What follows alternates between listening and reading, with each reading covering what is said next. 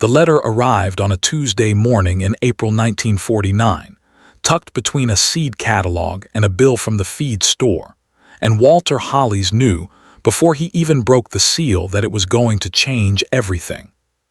He was 31 years old, still walking with a slight hitch in his left leg from a piece of German shrapnel he'd carried home from Belgium 4 years earlier.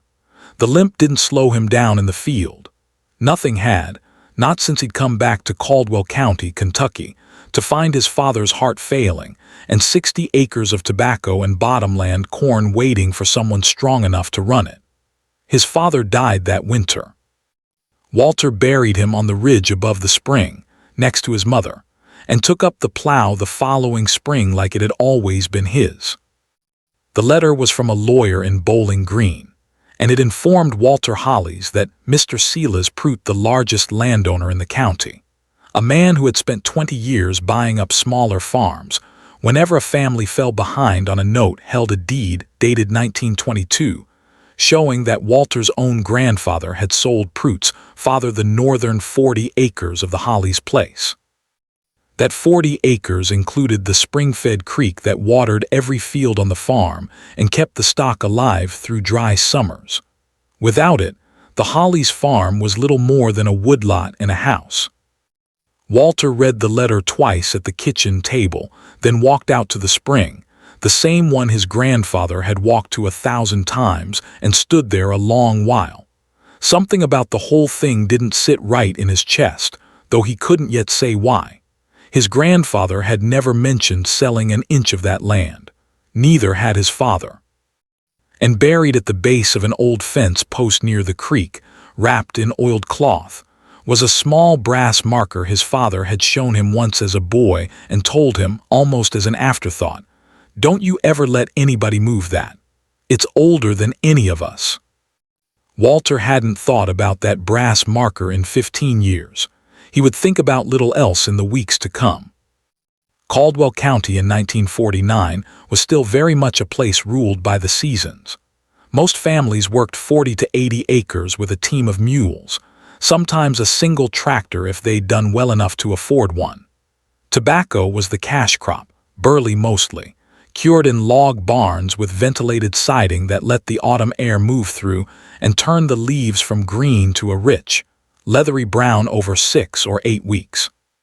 Corn went in the bottomland where the soil stayed moist, and farmers rotated it with clover or lespedeza to keep the ground from wearing thin, a practice older farmers still called resting the land, long before anyone used the term crop rotation in a classroom.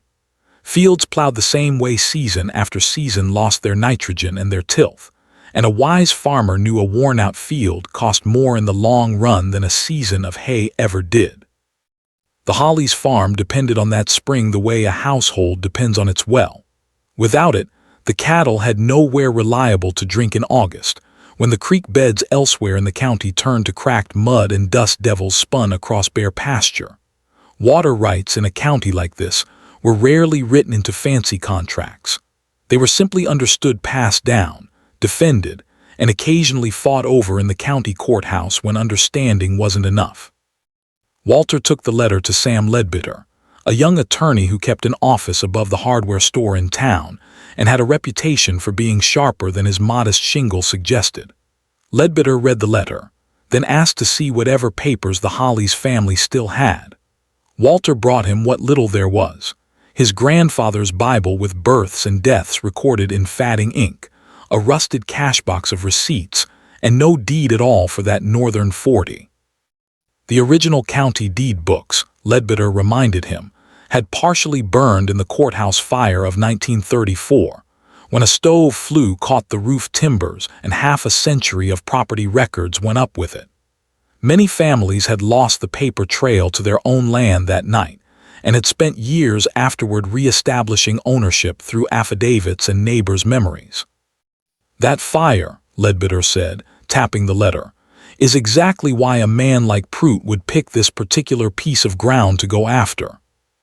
Silas Prout was not a cartoon villain, and Walter, to his own surprise, found it hard to hate him outright.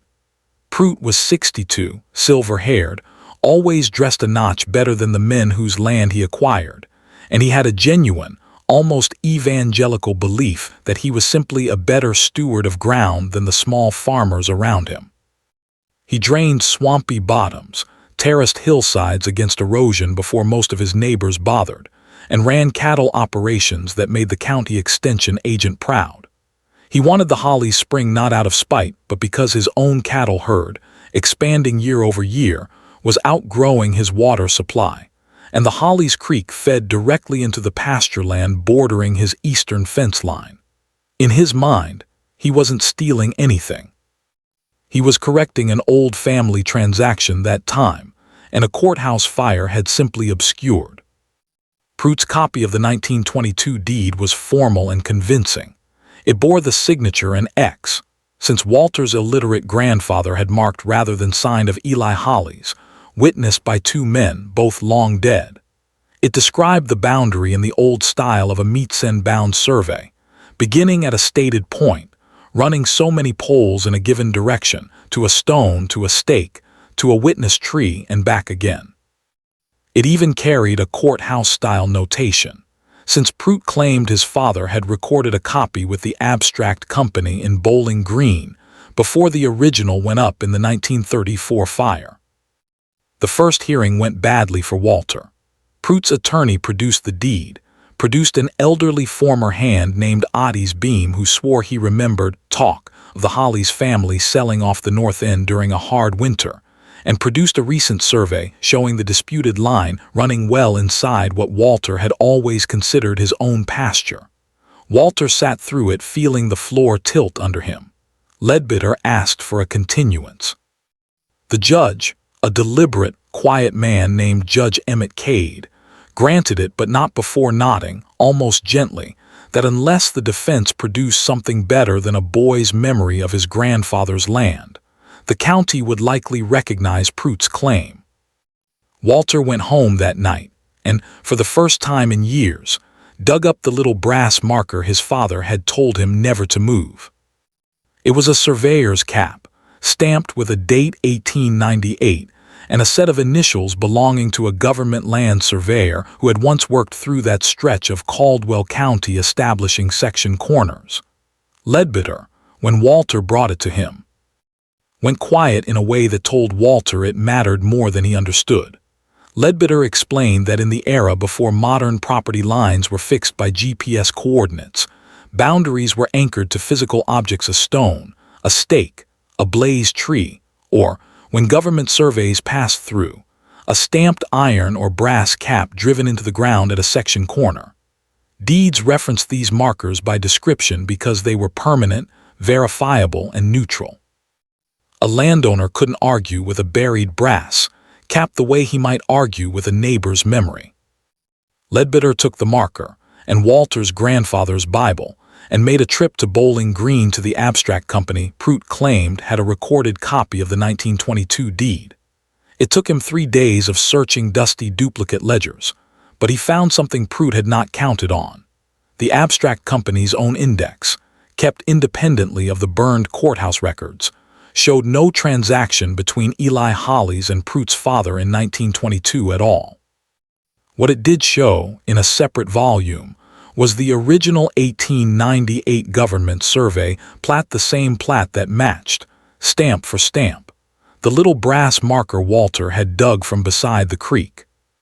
But the detail that would matter most in court was something smaller and stranger. Pruitt's deed described the boundary as beginning at the double-trunked white oak standing beside the spring.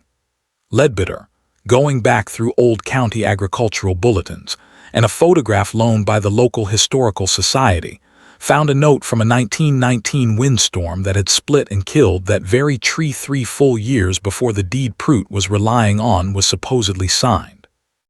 A dead, storm-shattered tree could not have been used as a living boundary marker in 1922. Someone had described a landmark that no longer existed as though it still stood. The second hearing was the one Caldwell County talked about for years afterward.